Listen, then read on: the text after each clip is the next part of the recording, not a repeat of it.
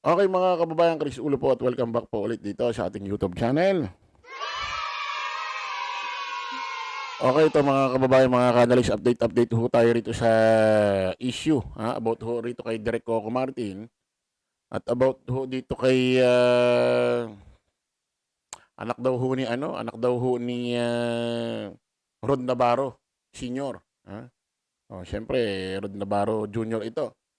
Kung saan ay bigla na lang hong sumulpot, nag-post ng kung ano-ano. At kung iintindihin ho yung kanyang mga post, caption sa mga ina-upload niya hong video ng mga interview ho ni Direk Coco Martin about ho rito kay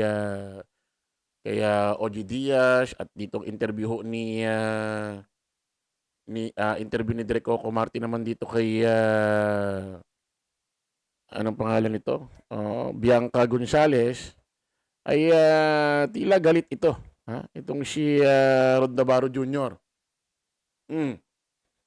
Unang ipinost niya ho, nung nakaraan, yung interview ho ni Direk Coco kay OG Diaz, na para sa akin, opinion ko, analyze ko, mukhang sumamaloob or na-offend itong si Rod Navarro Jr. Doon ho sa sinabi ni Direk Coco, kasi nagsimula kay OG Diaz na tanong na, marami bang humingi ng tulong sa'yo na tao na hindi mo alam kung saan mo isasalpak or isasaksak? Sabi ni Direk Coco, lahat naman ng inuohan ko, ah, wala akong inuohan na hindi ko ipinasok sa Batang Quiapo. Tulad ko, hmm, siya pa nga ang ano sa akin nakakahiya nga, kapal nga ng mukha ko. Siya pa nga ang lumapit sa akin na ipapasok kita. Bilang cute na reporter, sabi niya. After nun, mga ilang linggo, o isang buwan mahigit, ay nag-message na sa akin yung assistant niya, ganito, ganyan, ganito, ganyan. So, nandun na ako. So, totoo yung sinasabi niya kay Mr. OG Diaz. Ngayon, sabi niya, minsan nga natatawa na sa akin, nagtatawa na ako ng mga co-directors ko, kapwa ko director, kasi kung sino-sino na lang daw yung pinapasok ko. Yun ang sinabi ng director sa kanya. Hindi niya sinabing kung sino-sino yung mga pinapasok ko, hindi. Alam mo yun, kinuwento, in-express niya yung tingin sa kanya ng mga co-director niya. Totoo naman, tulad ko kung sino-sino lang ako. Ewan ko sa'yo, kung baka mataas ang tingin mo sa sarili mo, sir. Kasi anak ka ni Rod Navarro Sr., no? Doon ba sumasama ang loob mo? Kasi mga kababayan, minsan, may mga tao na, alam mo yun, walang perpekto eh. Walang perpekto. No? Na minsan may mga nasasabi tayo na na-open yung mga nakakarinig. Pero sana man lang, itong si Rod Navarro Jr., dalawakan niya yung pag-iisip niya. Maaring dulot lang ng kwentuhan yun, interview. At in-express ni Direk Coco Martin yung sabi nga ng mga direktor ko, natatawa nga sa inyo, sino-sino na lang daw yung mga pinapasok ko. Tulad dito ni anak ni Rod Navarro. Ganyan ganito, ganito ganyan. Pero binida kanya doon sa kwentuhan nila ni OG. Binida kanya. Ngayon naman, mga kababayan, meron naman siyang post about naman itong pag-interview kay Direk Coco. In-interview siya ni Bianca Gonzales. Ito muna ho yung caption niya dun sa video. Basahin muna natin. Hindi ka totoo, mali ang kwento mo. Di maganda pananalita mo kaya di ako tumanggap ng tulong mula sa iyo. Dahil ang sabi mo, isang pagkakamali ko lang tanggal ako at kapag di ko napalago, wag na tayo mag-usap. May mura pa nakasama. Parang exaggerated. Parang exaggerated naman yan.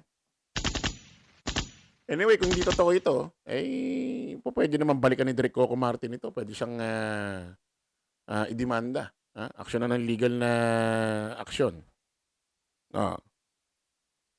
Ang banta alam mo at ni Ma'am Elaine. Ang sitwasyon ko na nagdurugo ang bituka ko at malala sakit ko that time. Meron ako mga medical records na sinend. sa iyo, nakakahiya. Sa inyo, nakakaiyak ka, sa gigil tao ka. Ano naman kinalaman ni Direk Coco dun? Ba't? Alam mo, minsan pwede tayong dumaing dito sa ganitong tao, pwede tayong dumaing, magkwento ng ganyan. Pero wag kayo mag-expect. Natutulungan kayo. Hindi tayo responsibilidad ng kahit na sinong tao. Ha? Gobyerno. Sa gobyerno kayo lumapit. Choice na lang ni Direk Coco kung tutulungan ang isang tao o hindi. Choice na lang yun. Di ba? Oh. Tsaka ano man kinalaman nun? Lahat ng pagpapasalamat ginawa ko sa iyo kahit mali ang naging trato mo sa ibang tao sa production mo. Para sa isang tao na nawalan lahat-lahat na nasa stage ng depression, hindi maganda ibaba mo ang kanyang kumpiyansa. Mukhang hindi yata fit ito sa trabaho.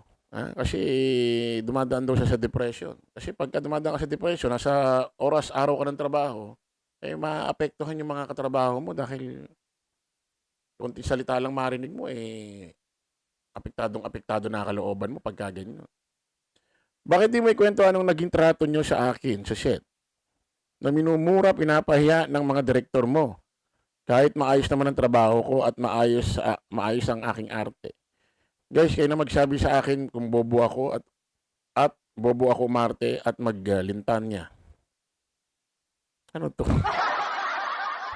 Minumura raw siya sa set. Parang napaka ano naman doon. At ilang buwan ba ako tumagal doon? 2 buwan mahigit. Parang wala man lang ako nakita, narinig doon na nagkaroon ng commotion.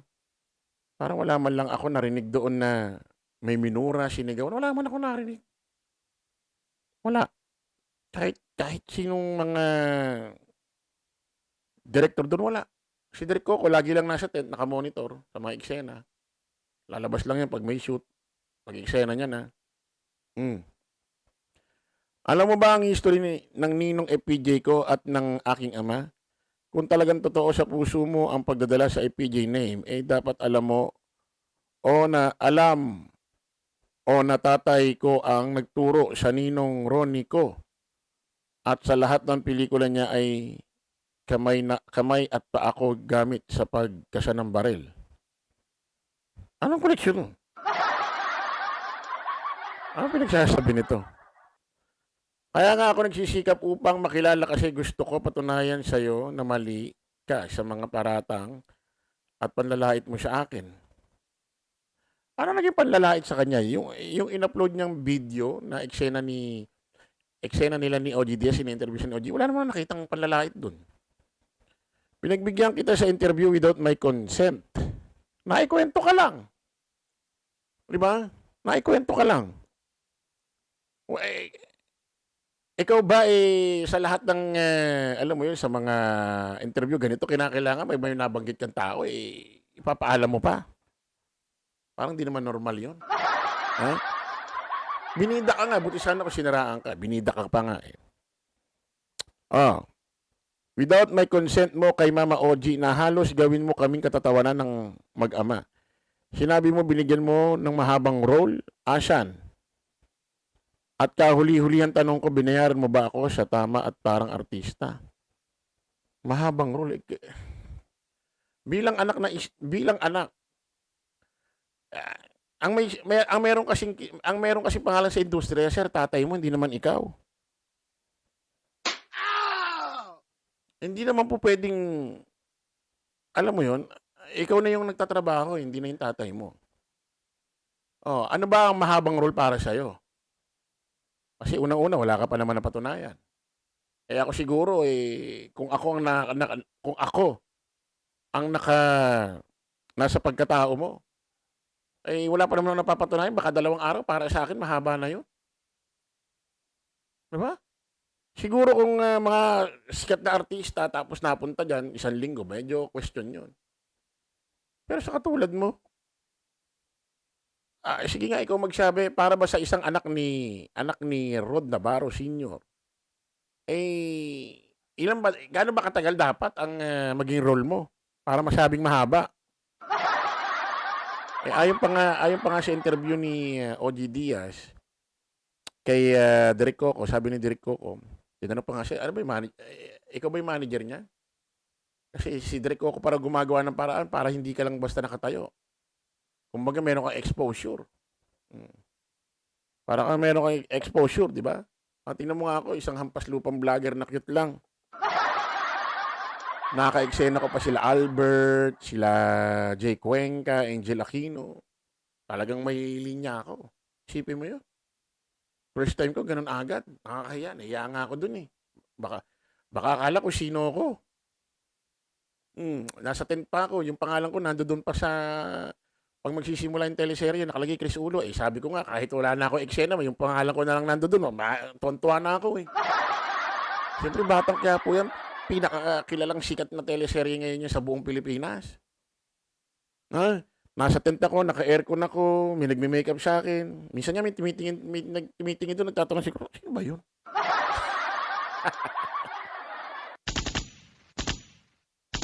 Sino kaya yun? Ba't ganun? Diba?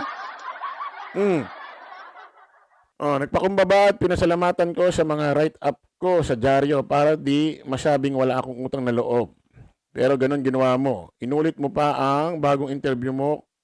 Kaya ito ang dahilan bakit sumabog ako. Oo, malit na tao lang ako pero mali ang kwento mo. Huwag mo ding sabihin di tayo nagkakilala dahil ako pa kasama mo sa 72 Pamas na ilalayang kita dahil lasing ka.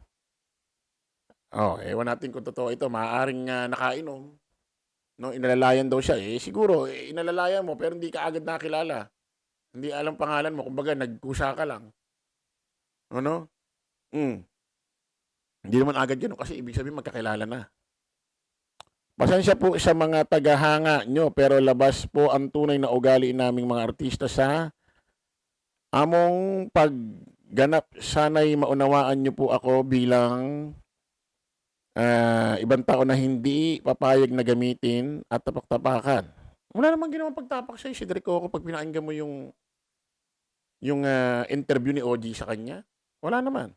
Ewan ko lang dito sa mapapanood nating video na in-interview ni Bianca Gonzalez kay Direk Coco. Pasensya po sa mga tagahanga nyo pero labas po ang tunay na ugali namin mga artista. Among maunawaan nyo po ako bilang tao hindi papagamitin tapak-tapakan. May the Lord God bless you sa ugaling meron ka. Kaya nawala sa iyo ang rights ng EPJ lahat ng karanasan ng trato niyan. Huwag kayo matakot, lumantad. Sabi nga ng Kuya Raimundo, todo kung todo. Bianca Gonzalez, please check and balance. Ma'am Jen Boles, alam mo po lahat ng totoong kwento. Salamat po. Pakinggan natin ito mga kababayan yung video ng ginawang in-upload niya ito. At in-upload niya ito, dinownload niya, in-upload niya sa kanyang FB. Ako ng Batang Quiapo. Wala pa nga ano eh. Tapos alam mo nasa lab Alam mo, Rod Navarro, turuan kita. Total parang mataas naman ang tingin mo sa sarili mo. Kumuha ka ng video na hindi sa'yo. Dinownload mo, in-upload mo sa FB. Kung tutuusin doon pa lang may kasyo ka na. Hindi ka man lang naglagay ng credit to ganito, ganyan. Saan galing ang video niyan? Wala man lang nakalagay dito. Wala man lang nakalagay. Hindi mo naman video yan. Sana nilagay mo lang credit to ganito, YouTube channel ni Bianca Gonzalez, ganito, ganyan. Kailangan kung tingin mo mataas ang tingin mo sa sarili mo, dapat maging professional ka sa mga ganitong bagay. Wala ka man lang nakalagay na credit. Dinownload mo lang, in-upload mo agad. umuulan. Tapos alam mo nasa labas ng pinto nung location namin sa gate. Hindi kami magkakilala. Merienda. Para may pang araw-araw lang kayong panda sa pangkain. Ulitin natin. Taping ako ng Batang Quiapo. Merienda. Para may pang araw-araw lang kayong panda sa pangkain. Taping ako ng Batang Quiapo. Umuulan. Tapos alam mo nasa labas ng pinto nung location namin sa gate. Hindi kami magkakilala. Awang-awa ako sa kanya na parang pelikula eksena kasi hinihintay niya ako, umuulan. Pabaklas na ako papuntang Antipolo. Tapos biglang sabi niya, Direk, sabi niya gano'n. Sabi niya, Direk, baka pwede mo naman ako bigyan ng trabaho. Sabi ko, gusto mo ba? Sabi ko sa kanya, gusto mo ba? Sabi niya, opo, gano'n. Sabi ko, sige, kunin mo yung number. Kinabukasan, kinuha ko agad. Sabi ko, meron akong chance na ibibigay sa'yo. Sabi ko, okay lang ba? Mag-marshal ka. Kasi ginagawa ko ngayon, yung mga stuntman, pag wala silang taping, ang ginagawa ko, tinukuha ko silang marshal. Sila yung nagbabantay sa amin. Kasi sabi ko, para may totoong trabaho, hindi parang yung pag-artista ka, di ba? Pag wala kang taping, wala kang racket, wala.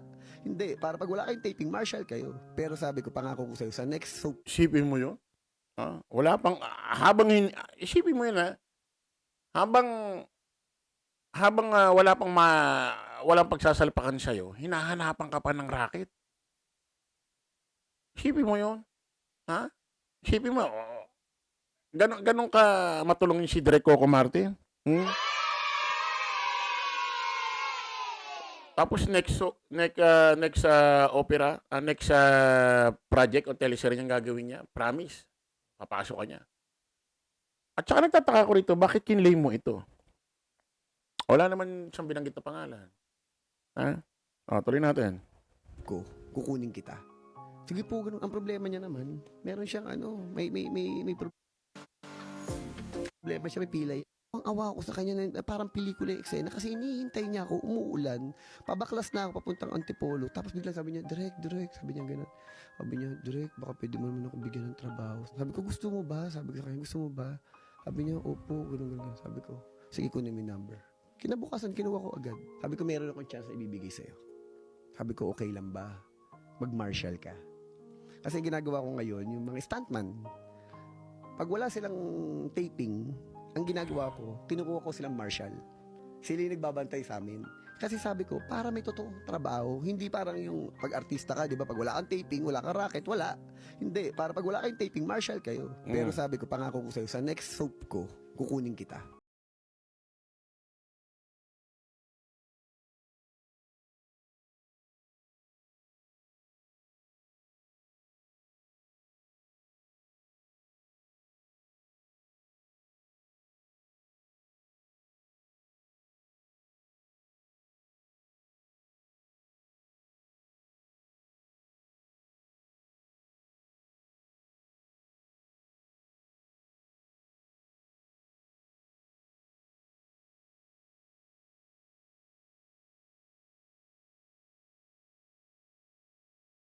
Ganun. At least, kesa lahat, wala. Diba ganun? Grabe, ang ganda ng plano. No? Isipin mo, may mga tao kasi pinagbigay ng tulong, ito tulong, bahala ka na.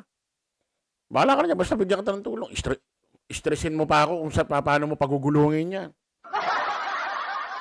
May mga ganun tao, di ba? Pag nagbigay ng tulong, ito tulong, bahala ka na. Dali mo sa mabuti, dali mo sa kasamaan yan, bahala ka sa buhay mo, basta tinulungan kita. Ito, kumbaga sa engineer, parang nagtatayo ng struktura, ng gusali. Bigyan kita ng puhunan. Magtinda ka ng mga kwek-kwek. Kasi nga, malakas ang kwek-kwek. No? Favorite kasi. Palakin kasi ng kwek-kwek ko dati dun sa, sa harapan ng San Juan Street, malapit kay Mami. Ito isipin mo para may pangkain-kain kayo, kailangan meron kayong negosyong araw-araw na gumugulong para may pansagip sa pagkain habang nagmamarshal ka. May kumikita sa bahay mo, kumikita ka pa dun sa marshal sa Batang Quiapo. Habang hinihintay kung saan ka pwede isalpak. Isipin mo yun. Pinaplano pa kung paano ka. Tuloy natin. And then after that, ganun, ang masakit, nung pinapaano ko na, hindi daw siya pwede mano kasi may ano. Tapos yung pinapaano ko, anong business? Wala rin. Sabi ko, doon ako na na parang, kahit bigyan natin ng opportunity, kung yung tao, napanghihinaan ng loob, anong magagawa mo? Kasi sabi ko, tayo magbibigay. Ang gusto na siguro ni Direk Coco, bago maibigay yung pera, yung tulong, may masabi ka anong plano mo sa pera. Kasi hindi naman ito sa hindi naman niya kinuha niya sa DPWH. Hindi naman kinuha ni Direk Coco yan sa sa gobyerno. Hindi naman siya, wala naman siyang ginawang korupsyon. Yung perang ibibigay niya sa iyo, merong may punong-puno ng kwento yon, punong-puno ng dugo at pawis hirap kasi nanggaling to sa baba. Alam mo yon? Kasi pagka galing ka sa baba, umasenso ka, nagkapera ka, yung perang hawak mo, napaka-importante sa'yo niya. Ayaw mo kung saan lang mapapadpad, lilipad yan. Oh, gusto niya siguro yung pinaghirapan niyang pera na ibibigay niya sa'yo, ay mapunta sa tama talaga, may plano. Hindi yung parang lilipad lang. Kasi mahal niya yung pera ibibigay sa'yo. Mahal niya yung pera niya na ibibigay niya sa'yo eh. Ha? Hmm. Eh, pag ako nagkwento sa inyo rito, baka di kayo maniwala. Ha? Ayoko lang magkwento-kwento at baka magalit sa akin yan. Ha? Napakarami nang natulungan yan, hindi nyo lang alam. Hmm? No. Ayoko lang kasi kung sino-sino mai-involve.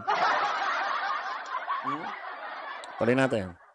tayo ng opportunity. Pero nasa tao pa rin kung ano yung dapat niya gawin. Kasi hindi ko siya pwede Excuse me po. ako lahat magdidictate, ako kikilos para sa'yo. Kahit gawin ko yan, kung hindi mo alam paano gagawin yan, hindi mangyayari. Hmm. Kasi like ko sinasabi na lang ako, sabi ko, nung binigyan ako ng isang maliit na oportunidad, yung kagaya sinabi ko, from extra, ginapang ko. Kahit sabi ko nga ganun, kahit hindi matulog. Na naranasan ko talaga, nasa Novaliches ako, parang MMK. Oo, isipin mo yun? Oo. Kahit di na siya matulog, mabigyan lang siya ng trabaho. Lagi niya sinasabi, lagi niya kinukwento yun. Ibig sabihin, ganun talaga yung nasa isip niya. Panginoon, bigyan mo ako ng trabaho kahit di na ako matulog. Bigyan mo lang ng trabaho. O, ibig sabihin, nagsimula siya sa baba, sa hirap, umasenso, kaya yung perang ibibigay niya sa'yo, eh, talagang mahalaga sa kanya. Kaya, humingi siya ng assurance na talagang ito, may mangyayari dito. May mangyayari. Hindi yung parang, meron kasi mga humihingi ng tulong na gano'n, humihingi ng tulong, kung ano na sinasabi, pero pagtalikod, kung saan lang dadalin. Para mabigyan lang, maabutan lang, kung ano nung drama. Pero after nun, kung saan dadalhin. Bisyo, inom, sugal. Hmm. Gusto ko ng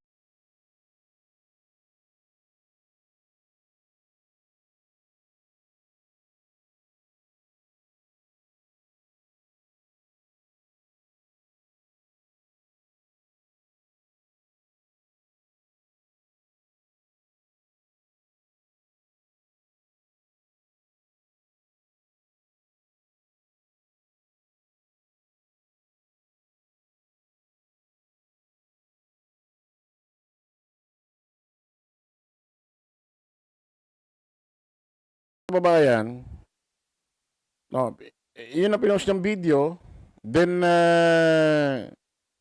nag-caption siya ng gano'n. Wala, doon yung, base doon sa in-upload niyang video, wala naman binanggit na pangalan doon kung sino. Pero kiniklaim niya, eh, paano kung marami na pala siyang natulungan katulad mo, kagaya mo? Akala mo ikaw yun pala hindi naman. Oh, ito mga kababayan. Yung lalo na sa pamilya. Ito ngayon, si OG Diaz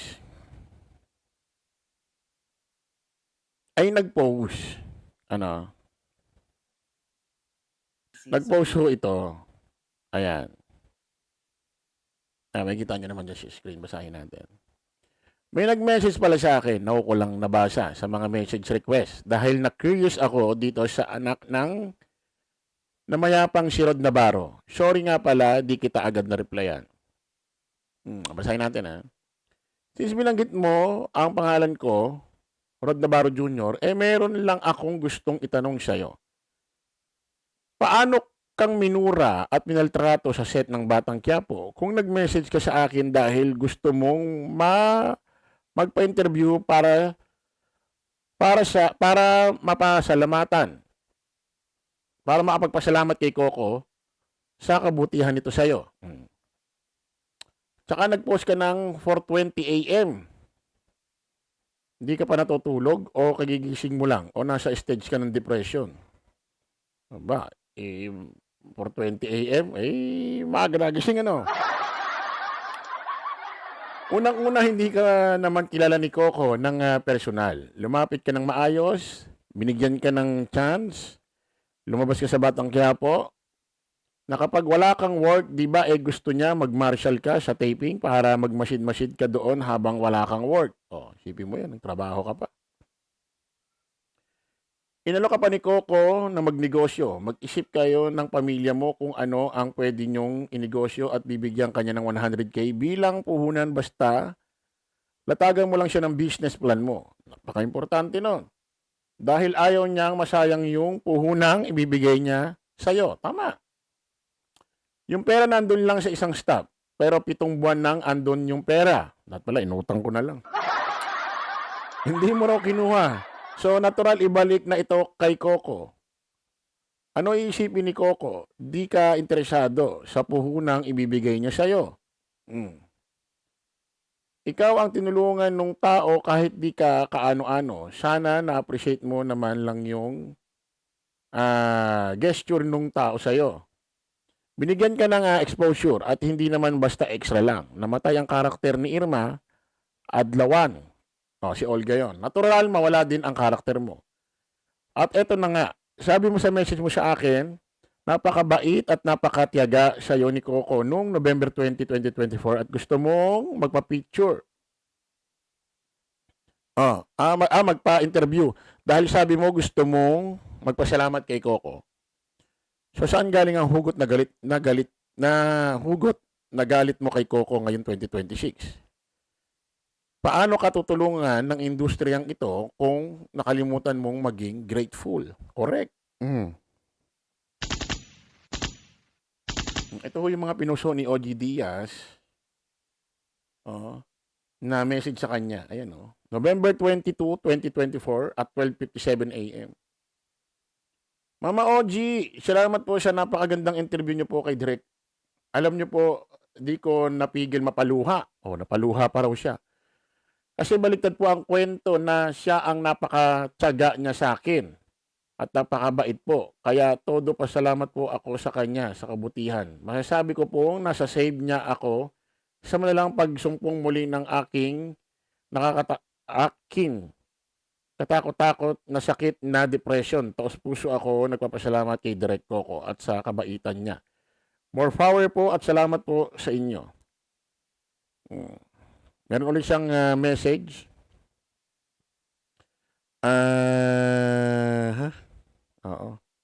December 25 yata ito, 2024 at 12:18 p.m. Nagpapasalamat kay Direk Coco at at kabaitan niya. More power po. Salamat po muli sa inyo. Ayan. December 25, 2024 at 12:18 p.m. Mama OG, sana po kapag pwede ako ay ma-interview nyo para pasalamat po ako kay Direk Coco kasi patay na po ang karakter ko ngayon sa Batang Quiapo at para malaman din ang life story ko at mga pinagdaanan. Salamat po Mama OG. Meron October 9, 2025. Sabi niya, hello Mama OG. So gusto niya talaga ma-interview ni OG Diaz. So, ano kalokohan nito? No? Anong kalokohan ho ito? Actually, bumubuhos ho ang napakaraming mga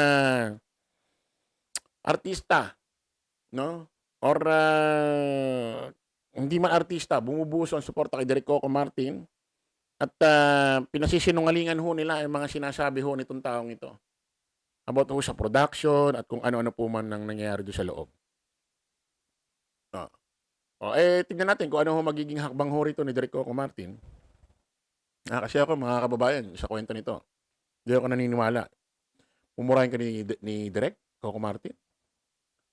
Tapos babantaan. Tinutulungan ka nga, tapos gaganunin ka. Ano ba yun? Di ba? Pwede ka namang hindi na lang tulungan. Di ba? Kasi kung tutuusin isipin na lang ni Direk Coco, bahala ka. Anong pakialam po sa feelings mo? Ba't kinakailang bantaan pa kita? Ba't kinakailang murahin pa kita? Pwede naman kita hindi tulungan. Ba't kita gaganunin? Tinutulungan nga kita tapos gaganunin kita.